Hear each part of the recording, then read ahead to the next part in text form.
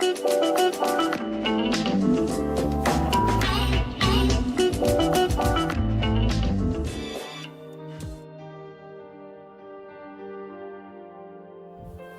everybody, this is Tracy here with another edition of A View from Tracy's Point. And you guys, today my heart is broken. It has just been revealed earlier today that author Eric Jerome Dickey has passed away. The news first came out via a post by one of his cousins saying that the author had passed, and then a second quote came out by Essence magazine saying that it was true, and then another post came out saying that his publicist had confirmed that he passed away on Sunday, January 3rd, after battling a long illness. And so I hate the term when people say, like when somebody passed and they say this one really hurts, because I'm thinking that all deaths should hurt. But in terms of the literary world, this one really does hurt. And Eric Jerome Dickey, was often considered the black male version of Terry Mcmillan, who also made a huge impact on contemporary black literature. And so I really admired and respect Eric Jerome Dickey because he actually was one of the reasons why I took the leap of faith and wrote my first novel, He Loves Me, He Loves Me Not. I met him at the 1997 Essence Music Festival, along with authors Tananarive Due and Michael Baisden, who before he became a radio personality sensation and had the Michael Baisden show, he actually wrote a few books. And so I had the opportunity to meet them, to talk with them. And so they basically left me with the message that, you have to just take a leap of faith and write your book. And that's exactly what I did. And here is a little bit from Eric Jerome Dickey's bio on his website. It says Eric Jerome Dickey was born in Memphis, Tennessee, and attended the University of Memphis, where he earned his degree in computer system technology. In 1983, he moved to Los Angeles to pursue a career in engineering. After landing a job in the aerospace industry as a software developer, Eric Jerome Dickey's artistic talent surfaced, inspiring him to become an actor and a stand-up comedian. Yet Eric quickly found out that writing was something he could do and do well. From creative writing classes to avidly consuming the works of his favorite authors, Eric Jerome Dickey began to shape a writing career of his own. Having written several scripts for his personal comedy act, he started writing poetry and short stories. The film work gave me insight into character development. The acting classes helped me understand motivation.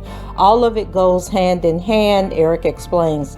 He joined the IBWA, International Black Writers and Artists, participated in their development workshops, and became a recipient of the IBWA Seed Scholarship to attend UCLA's creative writing classes. In 1994, his first published short story, 13, appeared in the IBWA's River Crossing Voices of the Diaspora, an anthology of the international Black experience. A second short story, Days Gone By, was published in the magazine A Place to Enter. With those successes behind him, Eric Jerome Dickey decided to fine-tune some of his earlier work and developed a screenplay called Cappuccino. Cappuccino was directed and produced by Craig Ross Jr. and appeared in coffee houses around the Los Angeles area. In February 1998, Cappuccino made its local debut during the Pan-African Film Festival at the Magic Johnson Theater in Los Angeles. Short films, though, didn't seem to fulfill Eric Jerome Dickey's creative yearnings.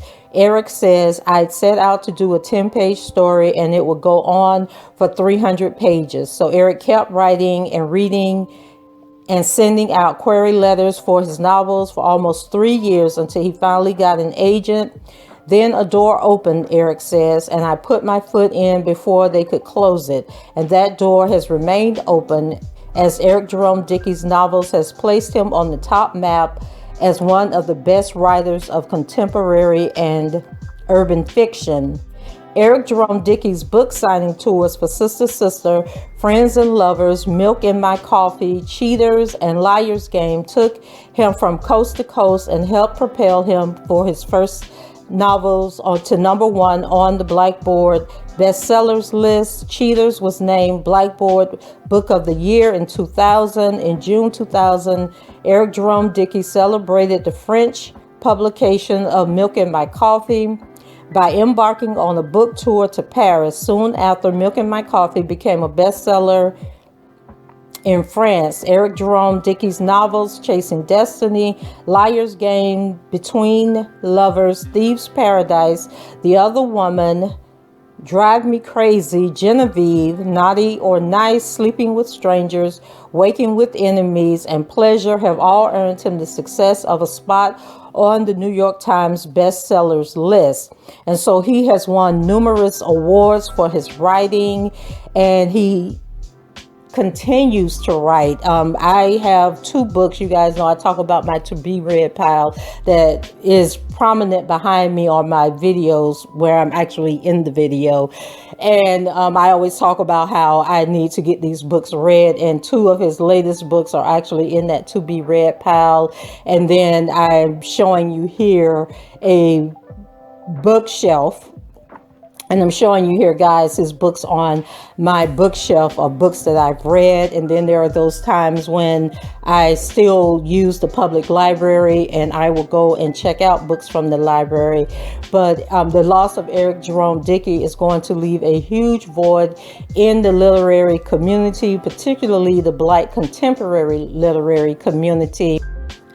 And although they say he passed away after battling a long illness, he was actually on Twitter as early as last week. On December 30th, he retweeted D.L. Hughley, who said, "Good morning, America. We are officially a Chrysler 300 with a Rolls Royce grill." And then he did some hashtags.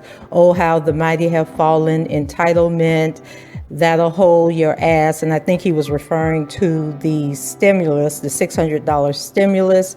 And on the 29th, he retweeted Lori Crosswell, who wrote, "I love sex scenes, quote me on that." And if you know anything about Eric Jerome Dickey books, you know that they were full of lustful, well-written sex scenes. And so things that people are saying in response to the news: Brittany Daniel wrote, Elin Harris, B.B. Moore Campbell, Eric Jerome Dickey, well, they all helped shape contemporary Black lit in the 90s, and they all left us way too soon.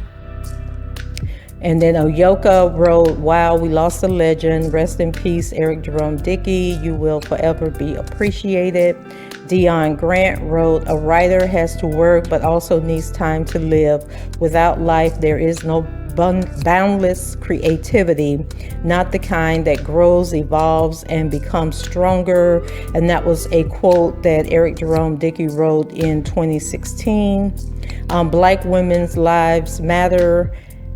Carolyn Hines wrote, "Rest in peace, Eric Jerome Dickey. His books were the first I read about Black adult relationships that were great, messy, sexy, honest, and real. My condolences to his family and friends."